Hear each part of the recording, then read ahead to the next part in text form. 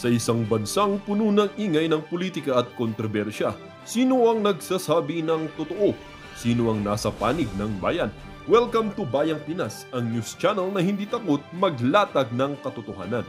Dito, pinag-uusapan natin ang mga isyong may kinalaman sa kinabukasan mo, politika, pamahalaan at ang tunay na kalagayan ng ating bansa. Hindi kami bayad, hindi kami bulag. Sa Bayang Pinas, ang boses ng mamamayan ang tunay na headline. Kaya kung sawang-sawa ka na sa mga baluktot na impormasyon at scripted na kwento, dito ka na. Dito sa Bayang Pinas, tayo ang bantay at boses ng bayan. Kung gusto mong manatiling mulat at informed, don't forget to like, share, and most importantly, subscribe dahil sa panahon ngayon, ang kaalaman ay kapangyarihan. Ito ang Bayang Pinas, balitang totoo, pusong makabayan para sa sambayanang Pilipino. Tara na't alamin ang tunay na balita. We cannot disassociate herself from the office of the Vice President. She's still the Vice President. Exactly. The reason for the travel is business, but she could also travel in her personal capacity, but she's still the Vice President. So I believe the question is irrelevant. With all due respect with my colleague. Mr. Chair, Thank you. just to respond po, no, this is just a mere question, whether Hindi, madam, stupidity yung question mo. Hindi, sabi pa naman nila matalino ka kasi nakita ko kino-compare ka doon sa doon sa pangalan nito yung si Barsaga, yung batang Barsaga. Kino-compare ka doon matalino ka daw Bakit yung tanong mo pantanga? Tanungin mo pa ba yan? Kung personal yan, kailangan mo ba ng security dyan? Inang tanong niya, no? Nakaka-irita. Buti wala ako dyan. Ma-ethics talaga ako dyan. Pag ako naging congressman, sigurado ethics abutin ko. Oh. the nature of the trip is personal or business po, no? Or whether it's official. This is a question that I'd like that could be posed, and I hope to post po to the Madam Vice President. Madam Chair, it depends. If I have activities for the Office of the Vice President abroad, the 3 OVP personnel join the trips. But if the trip is purely personal and I do not have events for the Office of the Vice President, they do not join the trips. So in the graph, in the table that I mentioned earlier... Yan, malinaw yan Yung mga tauhan niya sa Office of the Vice President, pag personal ang lakad ko, hindi niya kailangan yun. Naturalmente. Alam mo, nakakairita rin naman yung may kasakasama ka na mamamasyal ka. Di ba, siyempre, family first. Family talaga. Hindi mo pwede isasama yung mga nasa opisina mo. Personal yun Yun ang sinasabi niya dito. Pero pagdating sa secure o sa magsisecure sa kanya, wala siyang choice doon. Kailangan siyang bantayan. Bakit? Unless gusto niyo talagang mategi na siya, di ba? Those were the trips that the 3 personnel from the Office of the Vice President joined. But in the case of security personnel, this is something that is beyond the Office of the Vice President. It is decided by the Armed Forces of the Philippines. Malina, it is decided by the Armed Forces of the Philippines. So, yun, grabe Malinaw na malinaw po yan, ladies and gentlemen. Kaya sabi ko sa inyo, nayari yung mga nagtatanong dito. Isa pa ito, nayari din to. Kasi alam mo, ewan ko bakit may mga tangang tanong Hindi ko mag-gets. Ba't ganun May mga talagang taong kunwari, nakaupo ka, kumakain ka na, di ba? Kumakain ka na, binatatanong sa'yo, sir, mag-isa lang po kayo? Tangina, may nakita ka bang iba? Kumakain ka na, sana kung nakaupo ka pa, tipong hindi ka pa, kumakain ka na mag-isa po kayo?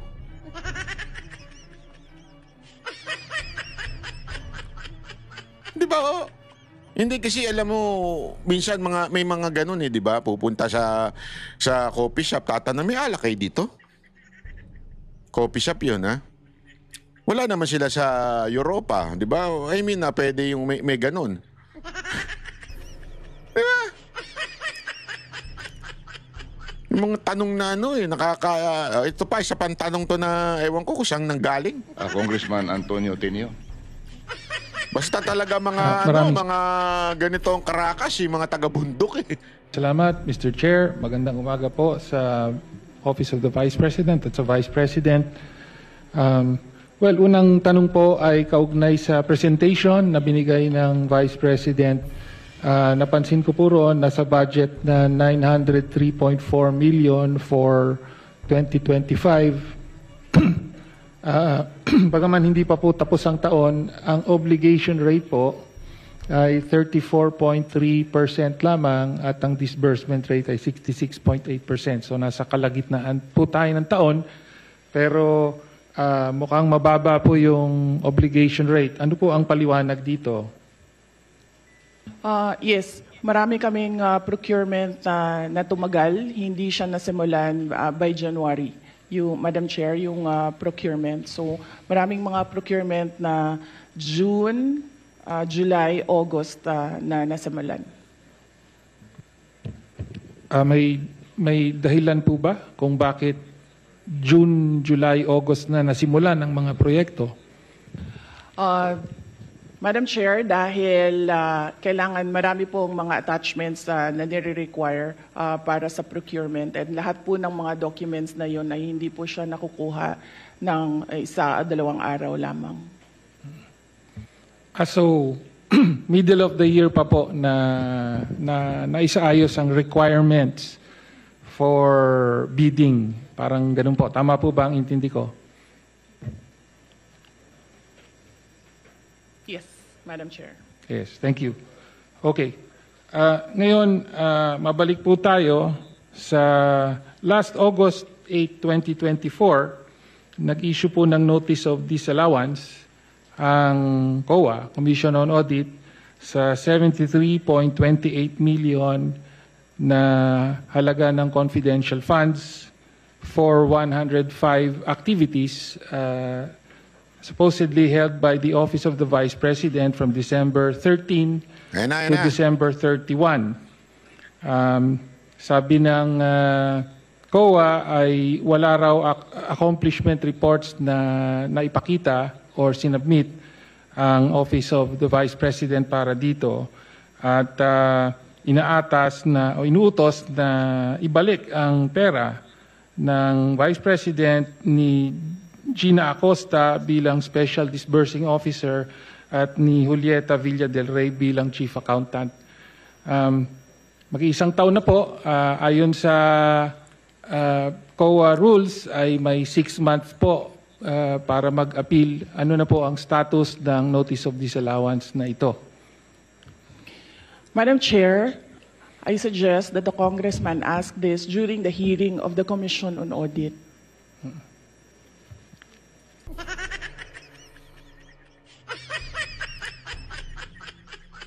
Bakit ako tinatanong mo tungkol sa COA?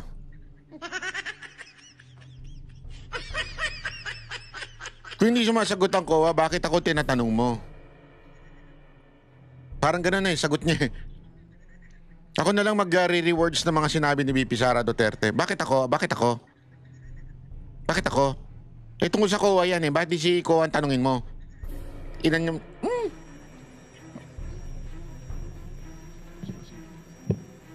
Madam Chair, I'm asking the question now from the Office of the Vice President. Madam Chair, this is a status of documents inside the Office of the Commission on Audit.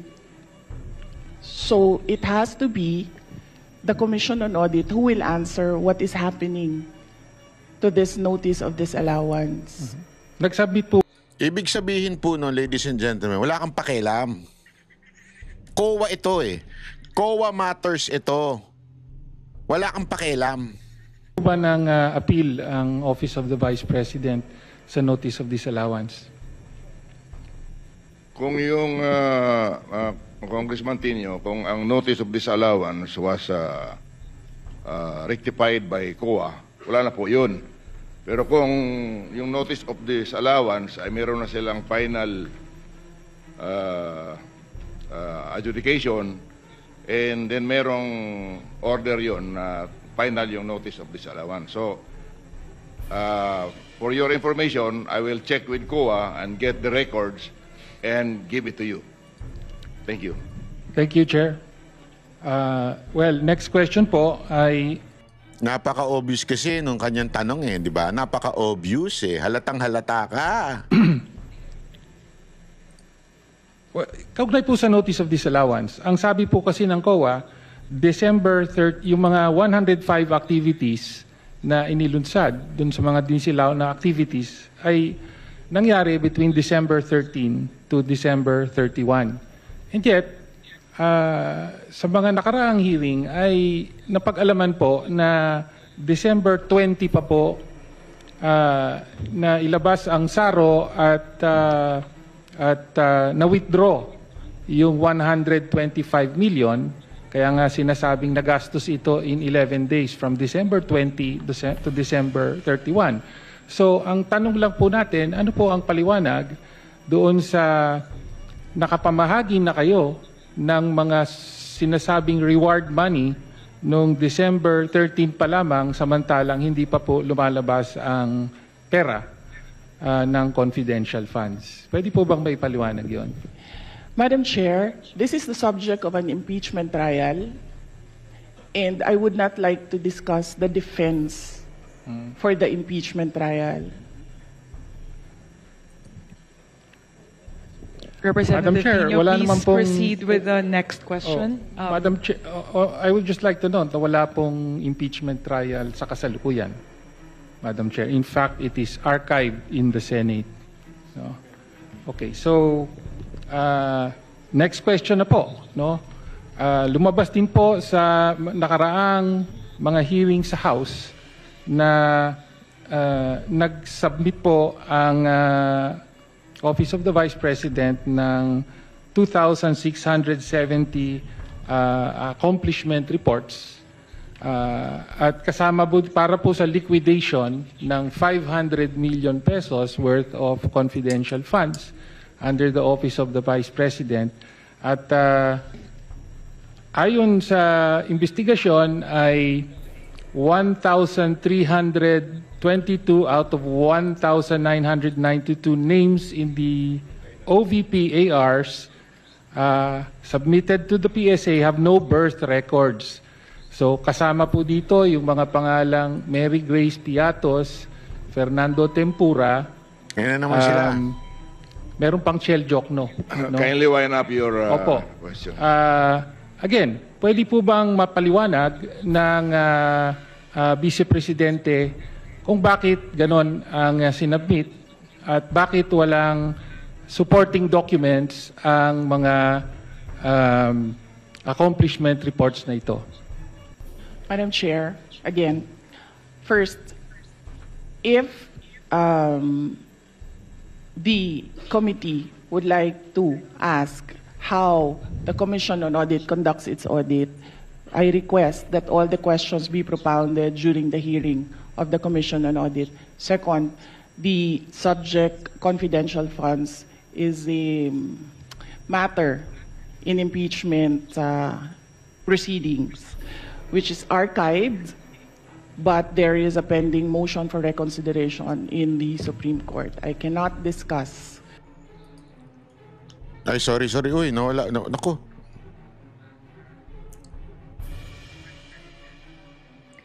So, yun na nga po sinasabi, ladies and gentlemen. Napakalinaw po nun. Even if na-archive, may motion pa eh. So, ibig sabihin, kahit pa paano, hindi pa pwedeng pag-usapan dito yan. Kasi gagamitin nyo yan sa akin eh. Di ba? Kaya nga may ganun eh, di ba? Meron tayong karapatan na hindi magsalita. Di ba pag hinuli ka, may Miranda rights ka, di ba? Para sasabihin sa'yo na meron kang karapatan, hindi magsalita at maghanap ng abogado mong tatamad-tamad galing sa gobyerno. Ganon, di ba? So sasabihin yun para hindi ka magsasalita, di ba? Kasi nga, pwedeng gamitin sa'yo yung mga sasabihin mo. Ngayon, meron pang motion sa Supreme Court. Ibig sabihin, maybe there is a possibility na mabuhay yan, lalo na si Soto. So, why would I answer you? Tama, mali. At saka bakit ba? Sinabi na nga confidential funds, di ba? Ano to? Pag sinabing confidential, ibig bang sabihin nito, confidential? Pag sinabing confidential, kailangan paalam sa lahat ng tao? Huwag naman po tayo tatanga-tanga, sir. 70 accomplishment reports at kasama po para po sa liquidation ng 500 million pesos worth of confidential funds under the Office of the Vice President. At ayon sa investigasyon ay 1,322 out of 1,992 names in the OVP ARs submitted to the PSA have no birth records. So kasama po dito yung mga pangalang Mary Grace Piatos, Fernando. Ayan ang... tama. Tapos na pala yung sinabi niya. Okay. Ito pa. Ito, malupit to. Grabe ha. Grabe yung banat ni VP Sara Duterte dito kay Romualdez ha. Uy, may balita ngayon ha. Breaking news ha. Habang ginagawa natin tong video na to, breaking news po ha. Magli-leave of absence daw si Romualdez. Naku, hindi ako papayag dyan.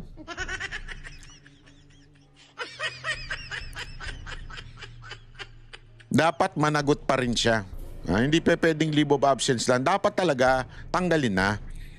Leave of absence pa. Ano yung pagka humupa na ang mga ingay ng taong bayan, babalik siya. Mag-resign ka na, speaker. Mas maganda nga, mag-resign ka na sa bilang congressman. Mas maganda nga, dumiretso ka na sa bilibid. Biro lang. Walang ganun. Biro lang po yun. Di ba? Eto, pakinggan natin yung sagot ni VP Sara Duterte patungkol sa, alam mo yung Baybanon tsaka Marcos dito.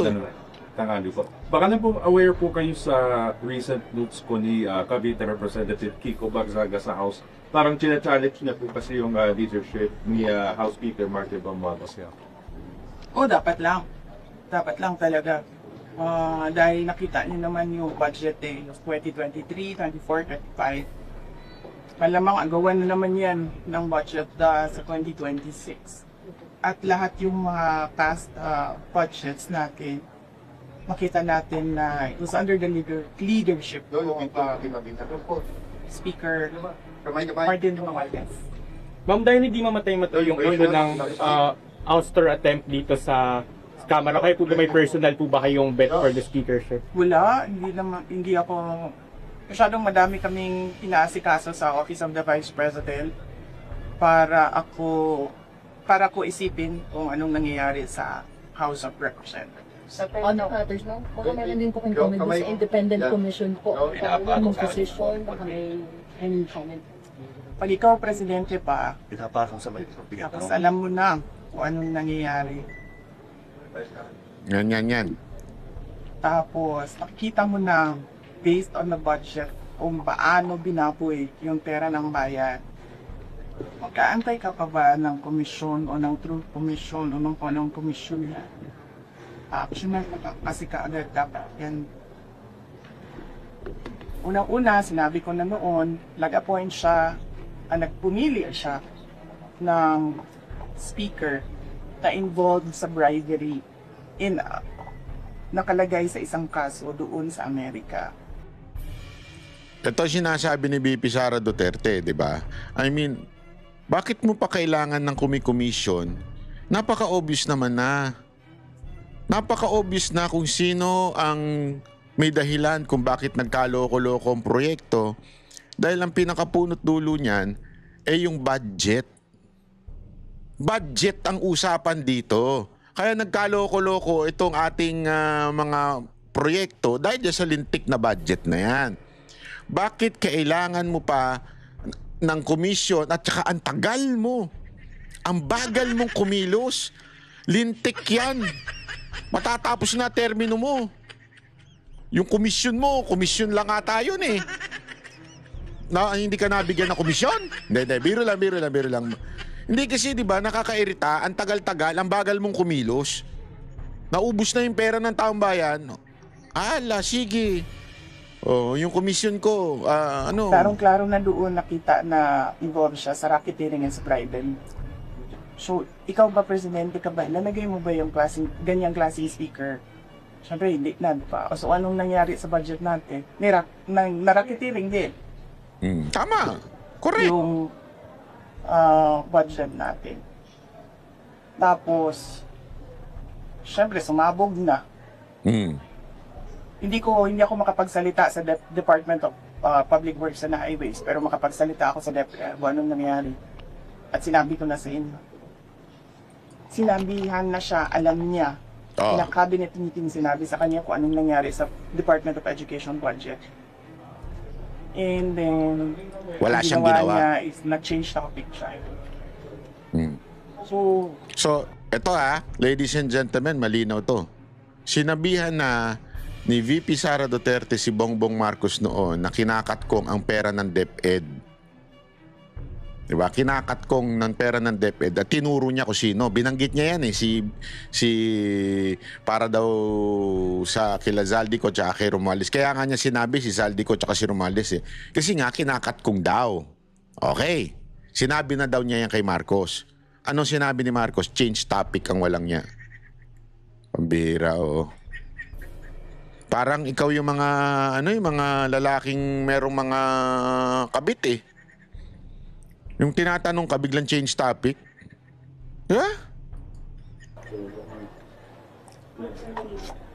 Anong pa bang komisyon? Anong true komisyon? Ano bang investigative body pa ang kailangan mo?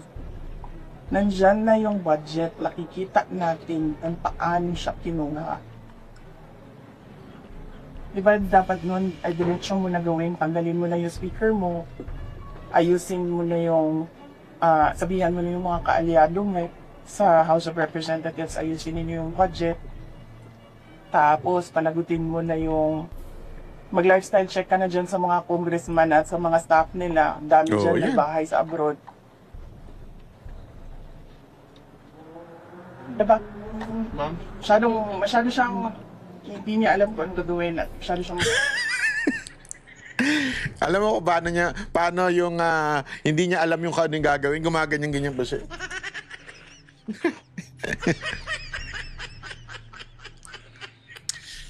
Are you teary-eyed, Mr. President?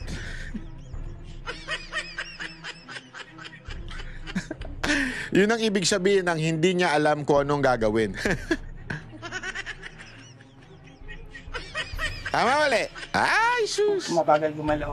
Nagmamadali ang Pilipinas. Pero alam niya lahat na. Nagmamadali ang Pilipinas, siya lang ang hindi. alam nga nung bata na nakikinig lang, nanonood lang ng balita at nagbabasa lang ng WhatsApp. Presidente pa, hindi niya alam. Pero ma'am, di ba too little too late na po ba yung ginawa ni BBM? And of course, dapat po pa talaga kasuhan na si Speaker and si Zaldico sa mga ginawa? Actually, hindi na nga siya too little too late Nothing na nga siya nothingness na ang ginagawa. Wala nang ginagawa ba? So, the Speaker was your campaign manager in 22. Were you not aware of these issues before? Hindi naman siya naging speaker noon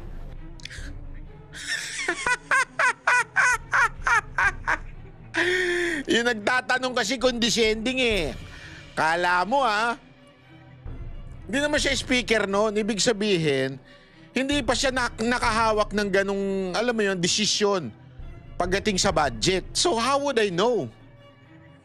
Kasi condescending ka para bang tinatanong mo, di mo alam na masama siya noon? Nayari ka, Brad. Pati ikaw nabanatan. Hindi ma'am, I mean yung bribery po, kasi na-mention niyo yung alleged bribery. Were you not aware during the 22 campaign? I do not remember the exact time kung kailan ko nalaman yung case doon sa United States kung saan nabanggit yung pangalan niya sa pagtatanggap ng bribery for the cases wala pa yun that were filed here in the Philippines. Pero hindi naman kasi ako ang pumipili ng speaker. Ang pumipili ng speaker ay yung cellphone, baba. At sungit to na. Naging campaign manager lang siya by default kasi siya yung president ng partido ng Lakas. Ayaw, ladies and gentlemen, ang lupit talaga ng mga birada at mga banat po ni BP Sara Duterte. Kitang-kita nyo naman. Talagang wapak, di ba? Ika nga, wapak na wapak. Hindi kasi alam mo, simpleng-simple lang naman eh. Matagal na sinasabi ito. Actually, hindi lamang po akong vlogger na nagsasabi nito eh. Marami na, nakikita ko na, pinupost na ho ito eh. Sana, may pag-asa pa nun. Kung tinanggal sana ni Marcos etong si speaker bilang speaker, kahit pa paano medyo masusurvive pa sana itong bansa. Kaya lang ang tagal kasi, ang bagal kumilos. Ngayon nga kitang-kita na ng galit ng taong bayan dahil sa korupsyon. Siya, sabi ni BP Sara Duterte, hindi nga mabagal, wala nang ginagawa eh. Yung Independent Commission, honestly, sino gumawa? Executive, di ba? Wala naman silang power against this branch of government, which is yung Kamara o yung mga legislative. Wala silang power doon. Kasi galing yan sa executive. So, that, sorry wala naman akong problema kay Magalong, pero magiging useless yan. Magiging useless lang yan kasi siyempre, sino'y didemanda? Yun na naman mga DPWH, sinong mga recommendation, yun na naman mga kontraktor. Pero sino ba talaga ang masasabi nating, alam mo yun, ulo nitong lahat nitong katarantaduhan na ito? Diba, yun ang dapat pinag-uukulan ng pansin. Kaya nyo ba? Bilang executive, bilang presidente? Hindi. So the only way to do it, ladies and gentlemen, is to tell your cousin, get out. And alam naman natin, wag na tayong maglokohan. Yan po ay unwritten, unspoken understanding na pagdating sa Kamara. Kung sino ang sinabi ng presidenteng Senate President, Speaker, siya ang uupong Speaker. Ganon din sa Senate President. Kung sino sinabi ng presidente, yun. Remember, siya pa rin yan. So, wala kang ginagawa talaga. Wala. Etong liblib ni Romualdez, paliblib ka pa, tanggalin mo na talaga. Di ba? Kasi nga, tama yung sinabi ni Pangulong Duterte. Malamang takot lang siya. Or malamang, sa malamang, talagang mahina siyang nilalang. At sa lengguwahe nga nitong batang si Barsaga, ang sabi niya, ano yung sinabi ni Barsaga? Sabi ni Barsaga, parang ngayon lang daw ata siya na nakakita ng presidente na na parang, basta, na sumusunod sa speaker, something like that. I'm not sure, basta, correct me if I'm wrong. Parang ganun. Hindi ko alam kung kay Barsaga o kay, pangalan nito, kay Madam Attorney Rowena Guansod. Di ba? Kaya nga, alam mo, ladies and gentlemen, panahon na. Pero alam mo, may gusto akong sabihin bago tayo magtapos. May gusto akong sabihin. Alam niyo yung kantang upuan? Kayo na nakaupo. Yung kantang ganon, di ba? Usong-usong ngayon yan, trending. Kasi daw, yung mga nakaupong government official at saka mga nakaupong mga nasa politiko, dapat nang tumayo sa pagkaupo. O sabihin, sa kanilang seat of power, di ba? Dapat na daw tumayo. Sa loob-loob ko, hindi lang naman para sa kanila yun. Para rin sa atin yan, mga keyboard warrior. Kayo mga keyboard warrior. Hindi, tinatayo lang natin para naman sabihin nila iba. Yung masyado ka naman nagmamalinis, ikaw rin naman eh. Hindi, tayo mga netizen, yan ang problema sa atin. Tayo rin, ayaw natin umalis sa pagkaupo. Ayaw natin lumabas at magprotesta. Diba? In a peaceful and lawful manner. Ayaw natin na isigaw. Ako, pupunta po ako, hindi nyo lang alam. Nagtatago. Siyempre, kasi again, ako po kasi may kulay ako eh. Alam nila may kulay ako. Alam nila Duterte supporter ako. Alam nila solid Duterte. Pag sinabi si Banat Bay, Duterte yan. Matik na yan. Di ba? Ganyan kaagad eh. Wala naman lalapit sa akin. Banat Bay, gusto ko yung banat mo sa mga bet ka. Wala naman ganun eh. Ang lalapit na sa akin because Duterte supporter, di ba? So alam nila. So pag ako, visible na nagpakita, ang dating, yung rally na yun, para sa mga Duterte supporter. Diba? Which is I don't want to happen as much as possible. That's on my opinion. Yan ang opinion ko. Ayoko